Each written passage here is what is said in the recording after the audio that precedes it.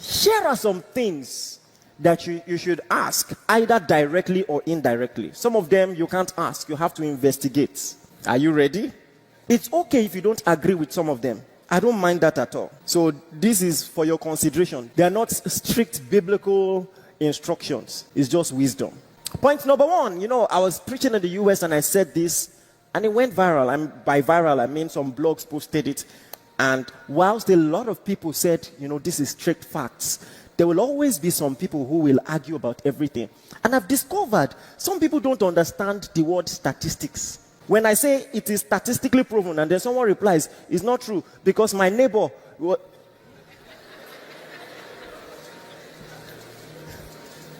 The fact that it is statistically true means that there will be some exceptions. The fact that there are some exceptions does not mean that the exceptions are normative. It doesn't mean that, come on, it doesn't mean that that's the norm. And so I'm going to preface what I want to say by saying this. One of the ways that God shows me that I'm supposed to talk about something is by kairos. He just finds a way to crystallize what I'm saying by confirmations here and there. And so I was scrolling the internet. Interestingly, someone that has told me I've been a blessing to him at one point in his life. He attended a program that changed his life. His name is Victor. And he said something very profound. He said, when I tell you that I was born into a family of privilege, I know your mind will immediately go to finances. And my parents were not stinkingly wealthy. So what privilege am I talking about? He said he was born into a family of love. And he cannot tell you how important that is. That his dad will ask him to write love letters for his mom, not just at the early years of their marriage, but throughout his life until he died. And he will tell him in Igbo, this is why I sent you to school, so that you will know English more than me. Oh yeah, what should we write here? They were planning. Do you know how powerful that is for a young man watching his dad like that? It doesn't matter what you tell your children. When they watch you love their mom, that is enough marriage counseling. Are you getting what I'm saying? Have you seen a girl who grew up loved in a home before? Do you realize they are different outside? Have you observed what I'm telling you? The confidence is different. What do you want to tell her? I love you. She has heard it many times, my friend. She has heard it many times. I've told you, not just psychologically, but spiritually also, the power of a positive image. You grew up in a home, you saw what love is. So now let me tell you this. I am not saying it's a deal breaker. It is proven psychologically that if what I'm about to mention is not present, see, bad relationships can be reprogrammed. The effect of bad relationships can be reprogrammed by new positive relationships. If you grew up in a dysfunctional home, but you are able to develop strong, healthy connections with friends, it can heal you, psychologically proven. But let me tell you one thing that should at least be a consideration. Number one, did this person grow up in a healthy home? Has this person seen love repeatedly? It might not be a deal breaker, but are the parents still together? Are they happy? I know many people who went on to have a good life, good character, in spite of this. But is it more often than not a factor to how sensible the person is? Yes.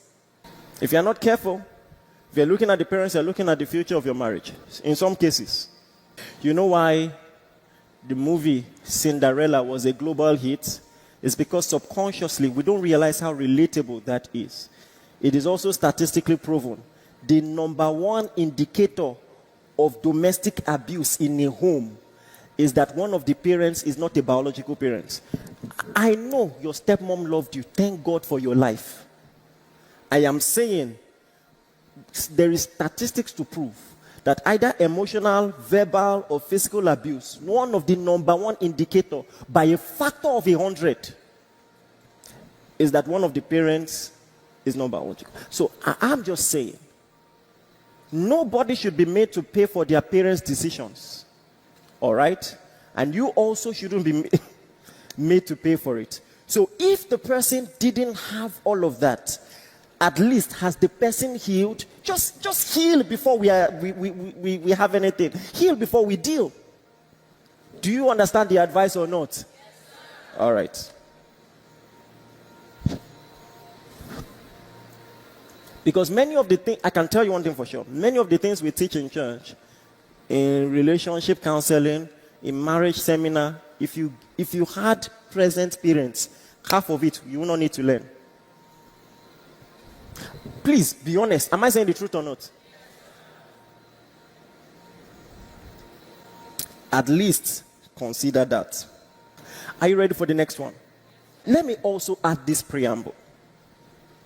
One of the ways to marry as a king. And the reason why I'm saying marry like a king is that when a prince wants to get married, they take it as a decision that will affect the fate of the kingdom. Do you understand what I just said? So they will consider everything, not just my heart. When I see him, I lose my breath. My friend, that's asthma. That's not love. Choose like your parents own $1 billion empire that will be in your hands one day, and that you're supposed to run that business with the person. Choose like a king. If possible, allow family input. If they have sense, if there are sensible people around you, let them contribute. Let them advise you. Are you listening to me? What does the Bible say? In the multitude of counsel, there is what? So the number two thing I want to mention. See, again, I'm not saying it's a deal breaker. I'm saying at least know. It is not love if you did not know. It's naivety. At least know. I want to know, is there any hereditary illness in your family? I just want to know. Listen, I believe in the healing power of God. I believe that there is no yoke that the Lord cannot break. I just want to know. I just want to know. Some of these things are hereditary.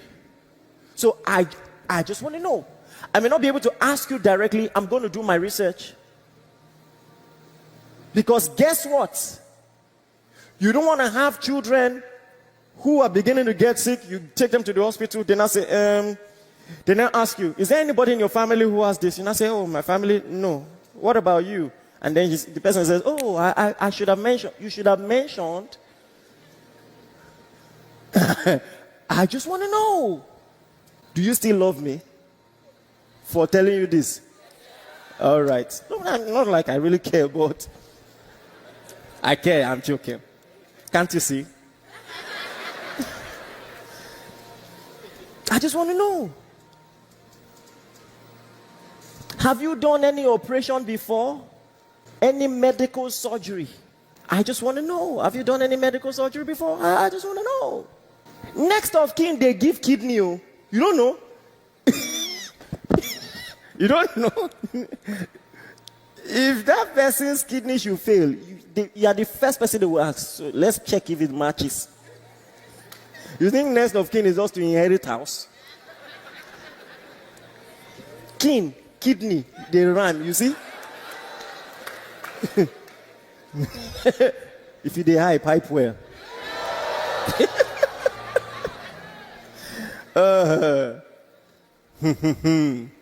I just want to know. Do you have uterus? I just want to know. Okay.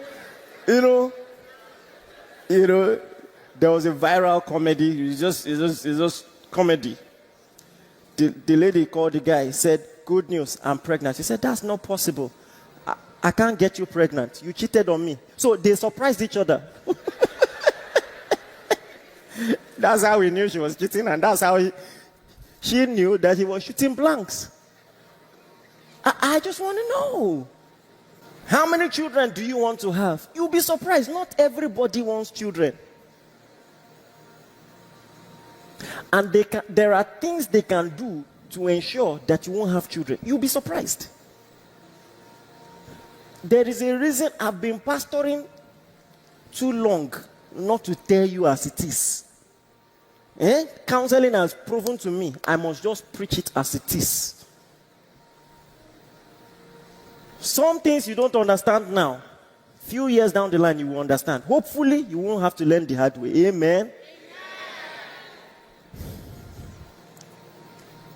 I just want to know. And guess what? Some of the things that our parents used to do then, if you grew up in an African home, some of these things are not strange. Because when you bring somebody to the house and say, I want to get married, or I'm considering, some of the things your parents will ask you, or one elderly uncle, is there any trace of family ailments in their family? These are the you thought your parents were crazy, but they were spot on this. I just want to know. So that we will release our faith in the right direction. Amen. And then, of course, I want to know, are you in any financial debt? You remember the story of the widow that came to Elisha? Now, people will borrow, they quick die. They will now leave you with the debt. So now, the creditors came for her. It took a miracle.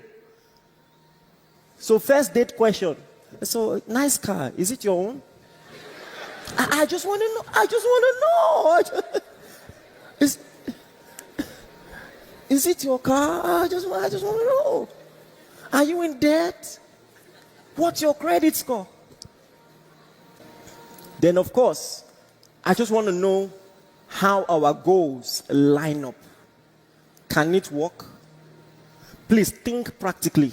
You are a medical doctor. I'm a medical doctor. Who will look after the children? I just want to know.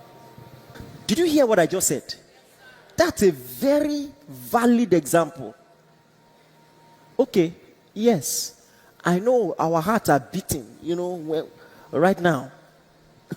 When we see each other, the emotions are so high, we are convulsing, Who will look after the children? Let's have the conversation now. Let's have the conversation. Do our goals align? You are passionate for Nigeria. I want to relocate. How will it work? These are real issues now. I have never seen myself outside this country. I have a toxic relationship with Nigeria.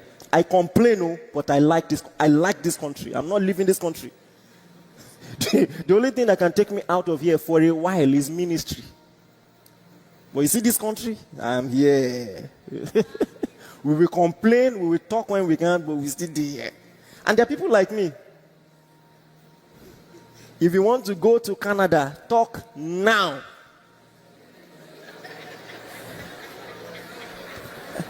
If possible, as you are playing Ludo, playing Scrabble in one of the dates, add personality tests. I just want to see. Oh, this says you're a narcissist. That's interesting. I just want to know. Interesting. Now, narcissist with this.